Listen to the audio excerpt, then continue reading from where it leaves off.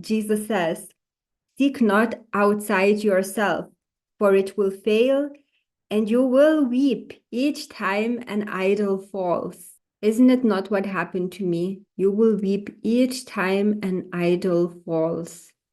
And an idol in A Course in Miracles is not only like, okay, so an idol, what it means in the terms of the world is some kind of like a figure in a physical terms, is like a figure representing God that people pray to. But an idol in A Course in Miracles, it's anything that you value in the world, including your body, your beauty, your health, your relationship, your wealth, your residence, your children, anything that you place value into in this world is an idol, and anything that you value, it will fail you because what you value is an illusion.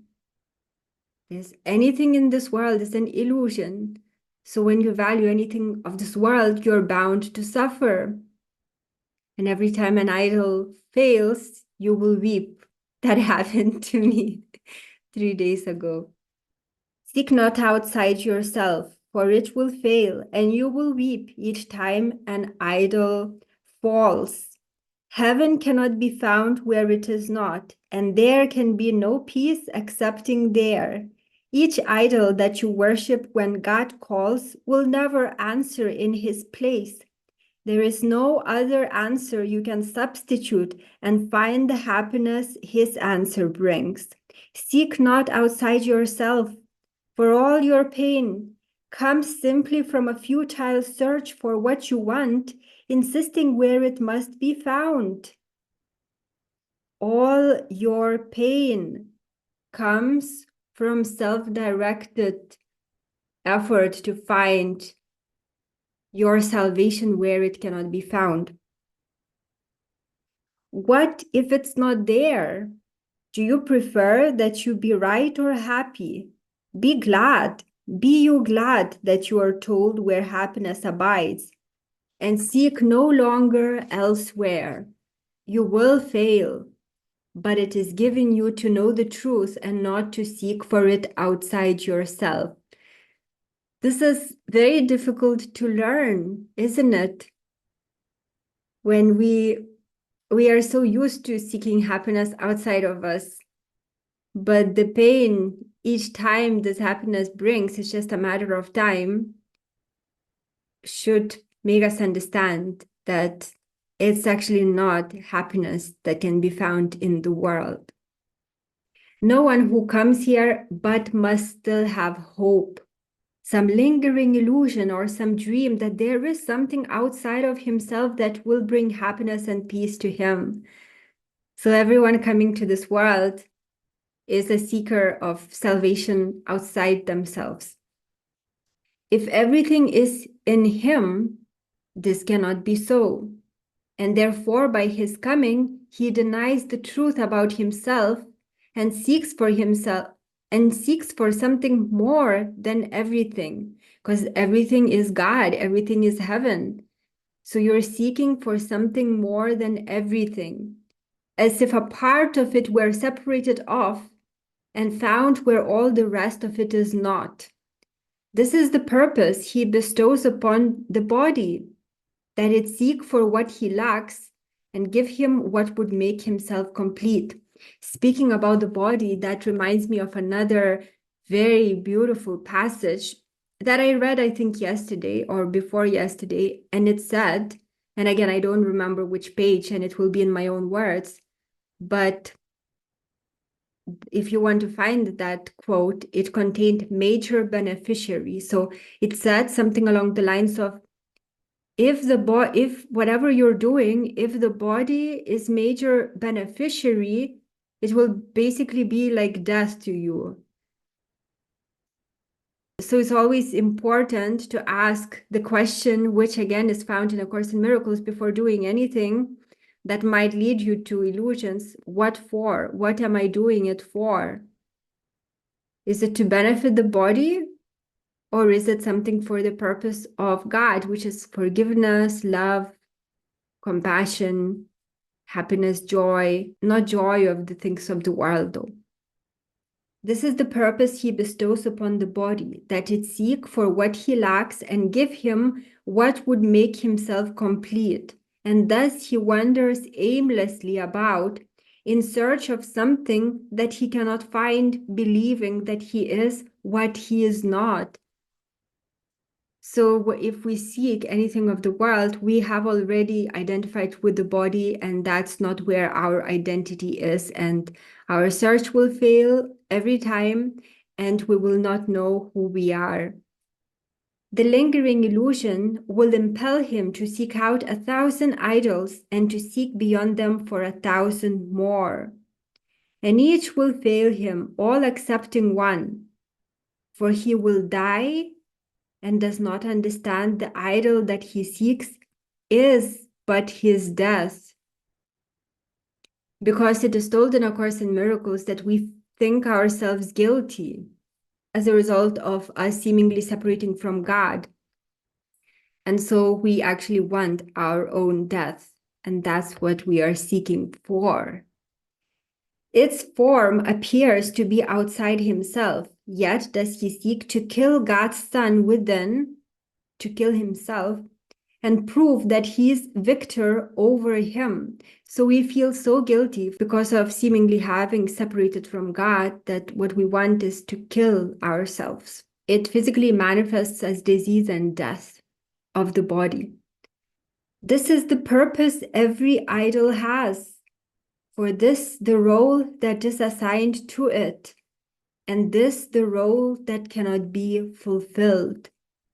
Obviously, the Son of God can never die because he is from God, and God creates everything as he is.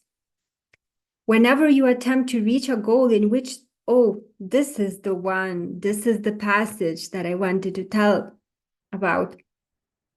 Whenever you attempt to reach a goal in which the body's betterment is cast as major beneficiary, you try to bring about your death. That's profound. For you believe that you can suffer lack, and lack is death. So the body always seeks out for something that it's lacking. More comfort, more money, more pleasure, more beauty, more health.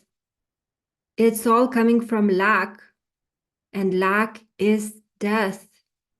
Whenever you try to seek body's betterment, and it is a major beneficiary, you are trying to bring about your own death.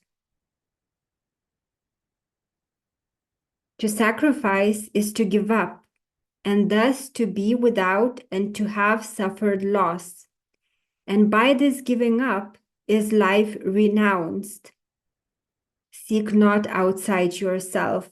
The search implies you are not whole within, and fear to look upon your devastation and prefer to seek outside yourself for what you are.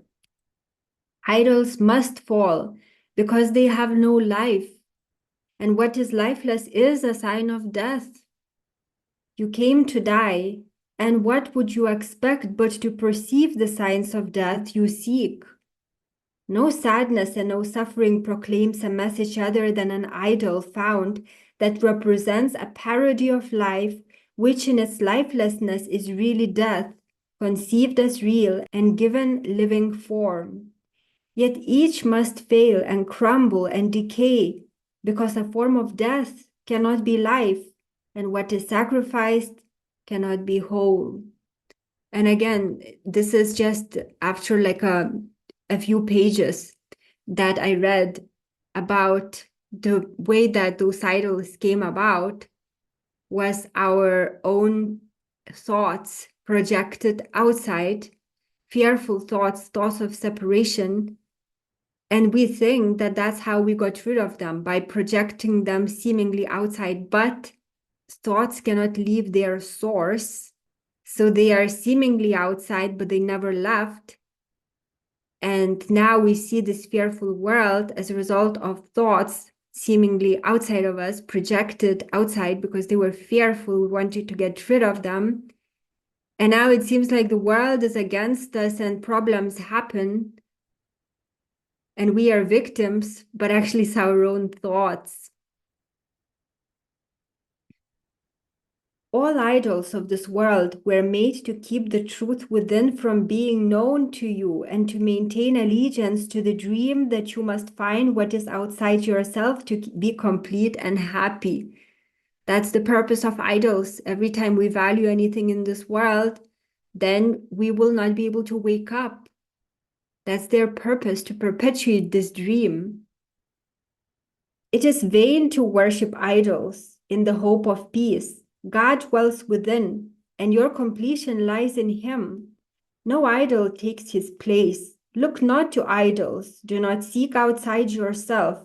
Let us forget the purpose of the world the past has given it, for otherwise the future will be like the past and but a series of depressing dreams in which all idols fail you one by one, and you see death and disappointment everywhere. So let's stop this search leading nowhere. All the idols must fail because they're from dreams. We cannot rely on the body will decay and die. We cannot rely on others because they are other bodies of the illusion changing. The minds or the body will change or something will happen to the body. We cannot rely on anything in this world. Build the house on the foundation that is strong, not sand, but stone, because then the storms come and you're still fine and there's no big devastation. To change all this and open up a road of hope and of release in what appeared to be an endless circle of despair, you need but to decide you do not know the purpose of the world. You give it goals it does not have, and thus do you decide what it is for. You try to see in it a place of idols found outside yourself, with power to make complete what is within by splitting what you are between the two. You choose your dreams, for they are what you wish, perceived as if it had been given you. That's what I'm getting to in understanding that it kind of looks that the world does things to us and the problems come out of nowhere, but it's not the case. It's always our wish for things to happen, even bad ones. Like the breakup that I had with my husband. Didn't I myself want it after starting the study of A Course in Miracles to really do it honestly? And it does require celibacy for the workers of God, if they can, because it is told that pleasure makes you identified with the body, and pleasure is actually pain. And this course, and the purpose of this course is to make you realize you're not the body and you're not even here. So if you keep perpetuating body pleasure, it will keep you rooted in the body. So I was thinking a lot about that, and I really hoped that I can have a holy relationship with my husband, as it's told in A Course in Miracles, and thus I gave the relationship to Christ. So didn't I myself bring this about? And then people would say, but what about the diseases and everything? But if you attack others, you're attacking yourself. And deep inside, you know that because we are all one. So obviously, if you attack yourself, you will get that attack back shown by the mirror of the world. And it will be body disease or some kind of accident and so forth. So we're really bringing everything about ourselves, thinking that it's just the world doing things to us, but it's never the case. You choose your dreams, for they are what you wish, perceived as if it had been given you.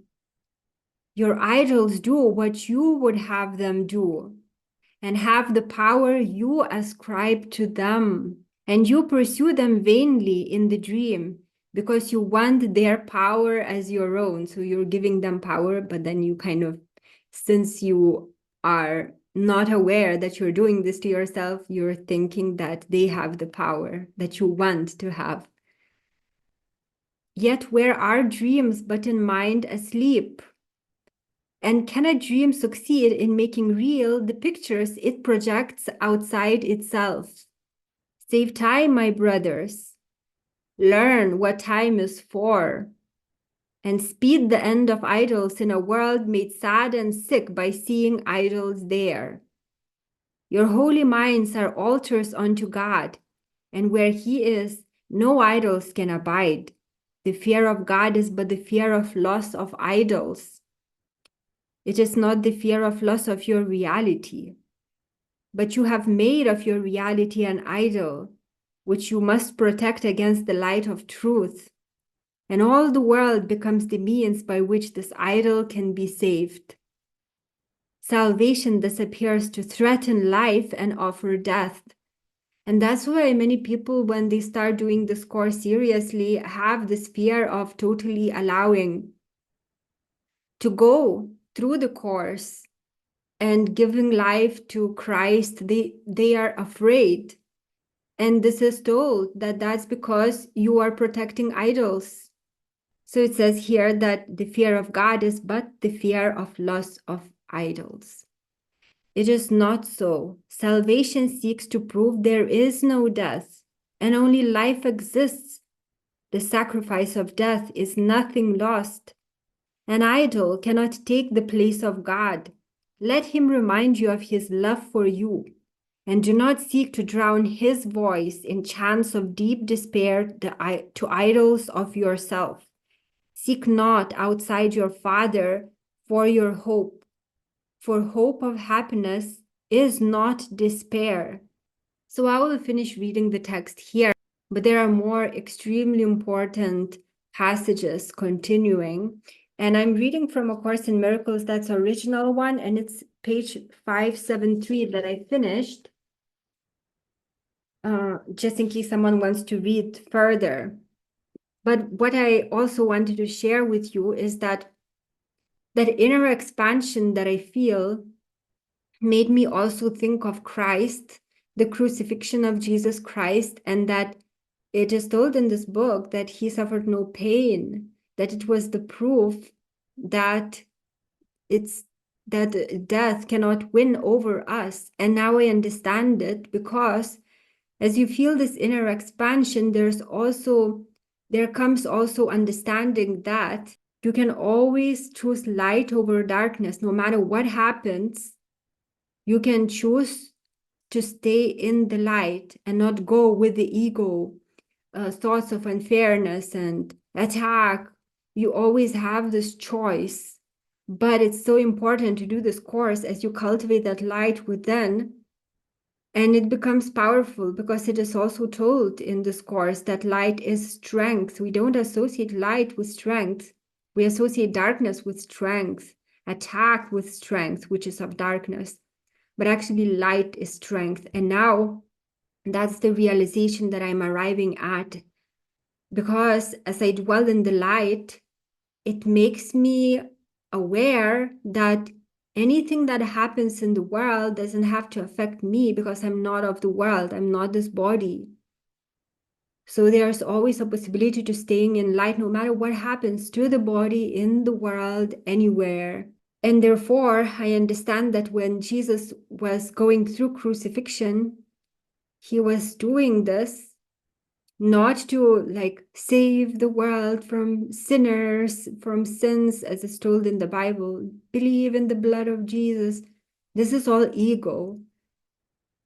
The reason Jesus went through this is to make people understand that he is not the body, and that he has won over death, that death cannot do anything to him. And so the body seemed to be crucified and died, but he came back to show that he's fine, because he won over death. And I think that's why there's a very mystical passage in A Course in Miracles telling that, again, sorry, I don't have the page, but it says that if you use whatever you use for holiness will become another star in the sky or another light in the sky. So you are kind of immortalizing that. So I think what was meant by it, but it's my understanding, is that like Jesus, he used the body only for holiness. So the body kind of became immortal. And so now Jesus can appear in body to people of this world because he immortalized his body, because he used it only for the purpose of holiness. So that's all I wanted to share with you in this video. I hope you enjoyed it. Thank you for watching. Take care.